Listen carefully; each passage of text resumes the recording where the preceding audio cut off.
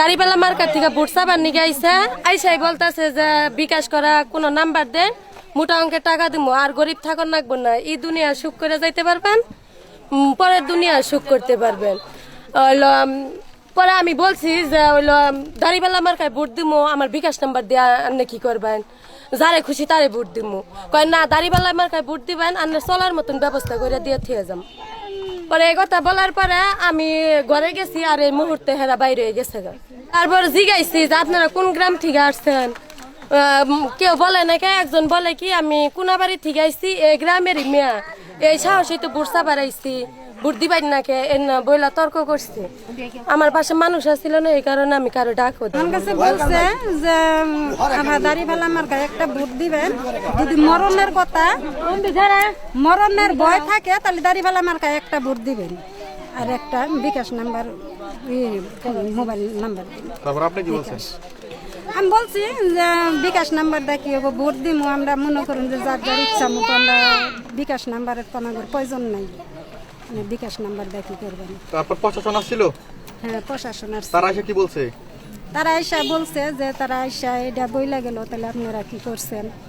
Sir আমরা কোনো কিছুই করে বলি নাই, এটার জন্য কি এটা আপনারা ই করে বিচার করে বুঝে বলছে যে দাড়িপাল্লা মার্কা ভোট দিবেন, আর নেগর জবানবন্দি আমরা চাই, দাড়িপাল্লা মার্কা ভোট দিবেন, তা বাদে মনে জানি কোনো দুনিয়ায় সুখ, এই কালেও সুখ। আনাকে তো মোরা অঙ্কের টাকা দিমু, আনাকে চলে বিধা খাওয়া যাবেন, বিকাশ নাম্বার দেন, ফোন নাম্বার দেন, ভোটার আইডি কার্ড দিন। বলতে মনে করেন 3 জন লোক আইছে, আইসা সাইডা বলছে যে আপনাদের বিকাশ নাম্বার দেন আর আইডি কার্ডে ফটোকপি দেন, মোটা অঙ্কের টাকা দিব। যে মোটা অঙ্কের টাকা দামটা কি করবো, জানিস ভোট দিয়ে তো কোনো কিছু পান নাই কিয়া।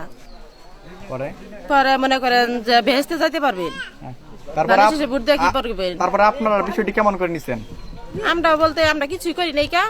পরে আমার এক চাচা শ্বশুর আছে, হ্যাঁ জানাইছি, হ্যাঁ পরে মনে করেন তাগর তো খুঁজে পায় নাই কা। পরে প্রশাসনে ফোন দিছিল, তারা এসে কি বলছে? তারা এসে বলছে যে তোমরা ধৈর্য সেরা পরে ঘরে জানাইতা, আমরা যে কোনো একটা করতাম, তা তো আর পাই নাই খেতা করি। এখন তাদের আর পাচ্ছেন না? না না। আমরা গোপালপুর যখন কোনো একটার দিকে বসেছিলাম, তখন হঠাৎ করে একটা ফোন আসলো। ফোন আসার পরে মহিলারা বলতেছিল যে একদল 3 জন মানুষ বোরকা পরে ভোট চাচ্ছে। ভোট চাওয়ার কিভাবে ভোট চাচ্ছে, তারা বলছে যে আপনারা কি জান্নাতে যাইতে চান, যে তাহলে দাড়িপাল্লায় ভোট দিতে হবে। তারপর আবার বলছে যে আপনারা কি দুনিয়া এবং আখেরাতে সুখ চান, আপনাদের মোটা অঙ্কে টাকা দিব, এর বিনিময়ে আপনারা কি করবেন, আপনারা 12 তারিখে 12ই ফেব্রুয়ারিতে আপনারা জামাতকে দাড়িপাল্লায় ভোট দিবেন। এই এলাকার লোক অনেক নির্যাতিত এবং হতদরিদ্র, এইভাবে তাদেরকে প্রলোভন দেখানো হচ্ছে জামাতের দাড়িপাল্লায় ভোট দেওয়ার জন্য। তাদেরকে বলছে যে আপনারা কি আল্লাহকে দেখে ভয় পান, মরণ দেখে ভয় পান?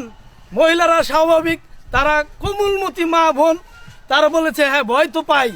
তখন বলছে যে ভয়ের হাত থেকে যদি আপনারা বাঁচতে চান, তাহলে আপনারা অনেক লাভবান হবেন, টাকাও পাবেন, জান্নাতও পাবেন, দুনিয়াও পাবেন।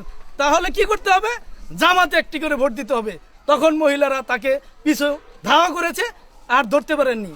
আমি এই মিডিয়ার মাধ্যমে, প্রশাসনে এসেছিল, মিডিয়ার মাধ্যমে সারা বাংলাদেশকে জানাতে চাচ্ছি, এইরকম ভণ্ড জামাতদেরকে দিয়ে যেভাবে কাণ্ড চালানো হচ্ছে, যেভাবে ভয় দেখানো হচ্ছে। প্রশাসন মহোদয়রা যখন এসেছিল, তারা এই মাদের কাছ থেকে কি ঘটনা ঘটেছে তারা শুনেছে, এবং কি তারা লিখিতভাবে তাদের নাম লিখে নিয়ে গিয়েছেন।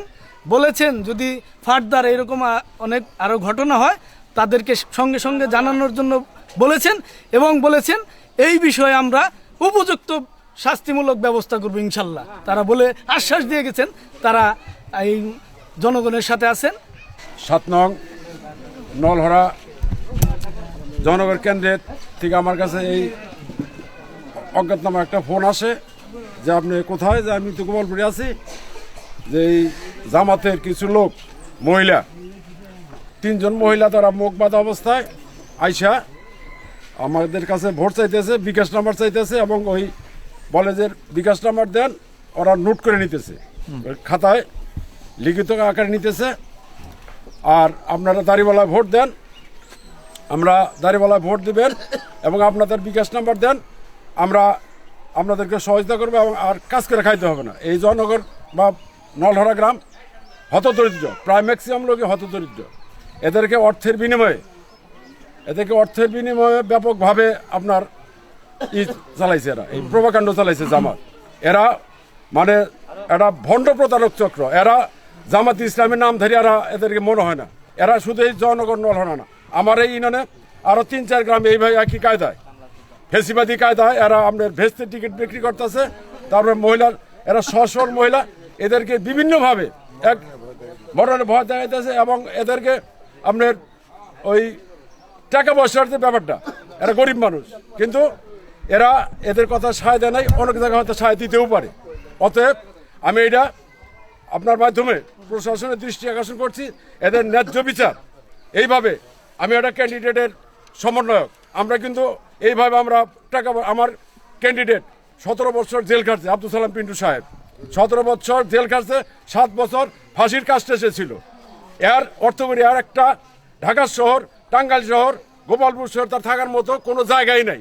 একদল মহিলা বোরকা পরে আসিয়া এরকম বিকাশ নাম্বার নিচ্ছে, আর জান্নাতে যাওয়া যাবে দাঁড়িপাল্লা মার্কায় ভোট দিলে, এই ধরনের কথাবার্তা বলছে। তাহলে এখন আমরা কি করব? তখনই আমরা তাৎক্ষণিকভাবে আমরা ইউনো মহোদয়, এসিলেন মহোদয়কে আমরা ব্যাপারটা তাদের দৃষ্টিতে আনি, যার পরিপ্রেক্ষিতে এখানে আমাদের নির্বাচনের দায়িত্বে এসিলেন্ট মহোদয় উনি এসেছিলেন। উনি এসে আপনারা দেখলেন যে আমাদের মা বোনদের কাছ থেকে তাদের কথা শুনে গেলেন। আজকে এই নলহরা গ্রামে যে ঘটনা ঘটেছে, 3 মহিলা জামাত কর্মী পরিচয় দিয়ে তারা এই এলাকায় নিরীহ মহিলাদেরকে টাকার প্রলোভন দিয়ে দাঁড়িপাল্লা মার্কে ভোট দেওয়ার জন্য তারা তাদের সাথে কথাবার্তা বলতেছিল।